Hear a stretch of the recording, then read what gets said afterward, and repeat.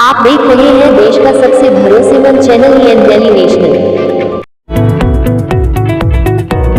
अगर आप या आपके परिवार में कोई केंद्रीय कर्मचारी या पेंशनर है तो अगले कुछ महीनों में आने वाला एक फैसला आपकी जेब पर सीधा असर डाल सकता है। सवाल सिर्फ इतना है कि आखिर 8वें वेतन आयोग में फिटमेंट फैक्टर कितना होगा, 2.57% या 2.86% या फिर कर्मचारियों की मांग के मुताबिक 3.83%।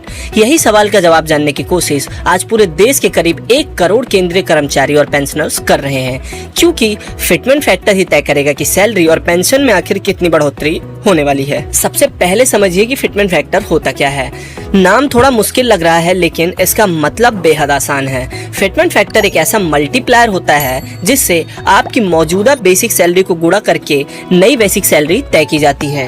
यानी अगर फिटमेंट फैक्टर ज्यादा होगा तो बेसिक सैलरी भी ज्यादा बढ़ेगी और उसके साथ में HRA, TA और कई दूसरे भत्तों पर भी इसका असर पड़ेगा। अभी कितना है फिटमेंट फैक्टर? 7वें वेतन आयोग में फिटमेंट फैक्टर 2.57% फिक्स किया गया था। इसकी वजह से उस समय न्यूनतम बेसिक सैलरी 7,000 से बढ़कर 18,000 रुपए हो गई थी। अब 8वें वेतन आयोग में भी यही मुद्दा सबसे बड़ा बन चुका है। बात करें नए अपडेट की, तो आखिर नया अपडेट क्या है? तो 8वें वेतन आयोग के लिए कर्मचारियों और विभिन्न कर्मचारी संगठनों की तरफ से अपने अपने सुझाव और मांगे आयोग को भेज दी गई हैं। इन सभी मांगों को जमा करने की तय समय सीमा भी पूरी हो चुकी है। अब आयोग इन सभी सुझावों की मांगों की समीक्षा करेगा और उसके बाद अपनी सिफारिशें तैयार करेगा। अब बात करते हैं कि कर्मचारियों की सबसे बड़ी मांग क्या है। कर्मचारी संगठन चाहते हैं कि इस बार फिटमेंट फैक्टर को बढ़ाकर 3.83% किया जाए। उनका कहना है कि पिछले कुछ वर्षों में महंगाई काफी बढ़ चुकी है, रोजमर्रा के खर्चे बढ़ गए हैं, शिक्षा, स्वास्थ्य और घर चलाने का खर्च भी पहले से कहीं ज्यादा हो गया है। ऐसे में पुरानी व्यवस्था के हिसाब से सैलरी बढ़ाना पर्याप्त बिल्कुल नहीं होगा। इसीलिए वो ज्यादा फिटमेंट फैक्टर की मांग कर रहे हैं ताकि कर्मचारियों की वास्तविक आय में अच्छी खासी बढ़ोतरी हो सके। लेकिन अब सवाल है कि क्या सरकार इतनी बड़ी बढ़ोतरी करेगी या नहीं? तो यही मामला थोड़ा दिलचस्प हो जाता है। एक्सपर्ट्स का मानना है कि सरकार बहुत ज्यादा फिटमेंट फैक्टर देने से पहले कई आर्थिक पहलुओं पर विचार करेगी। अगर फिटमेंट फैक्टर बहुत ज्यादा बढ़ा दिया जाए तो इसका सीधा असर सरकारी खजाने पर पड़ेगा। सिर्फ केंद्र सरकार ही नहीं, बल्कि बाद में कई राज्य सरकारों को भी इसका वित्तीय दबाव झेलना पड़ सकता है। इसी वजह से कई रिपोर्ट्स में कहा जा रहा है कि आयोग इस बार थोड़ा संतुलित या सावधानी भरा रुख अपना सकता है। अब सबसे मेन सवाल, क्या 2.57% ही रहेगा फिटमेंट फैक्टर?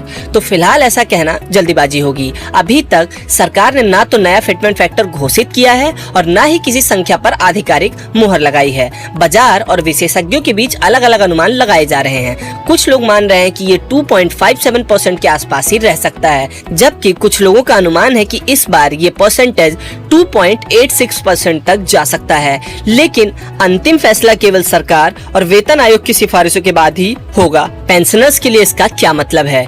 यह सिर्फ नौकरी कर रहे कर्मचारियों की खबर नहीं है। अगर नया फिटमेंट फैक्टर लागू होता है तो लाखों केंद्रीय पेंशनर्स की पेंशन में भी संशोधन होगा। यानी वेतन आयोग का फैसला कर्मचारियों के साथ साथ रिटायर्ड हो चुके लोगों की आय पर भी असर डालेगा। अभी आगे क्या होगा?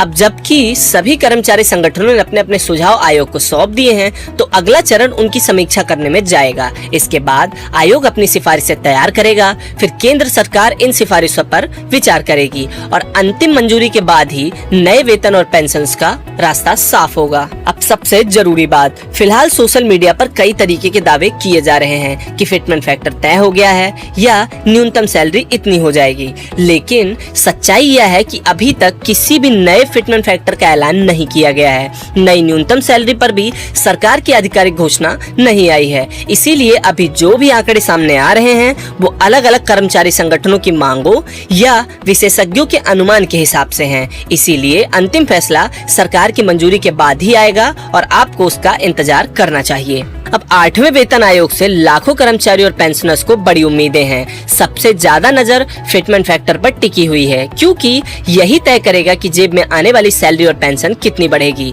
फिलहाल आयोग के पास कर्मचारियों की मांगे पहुंच चुकी हैं और अब सभी की निगाहें सरकार के अगले कदम पे हैं।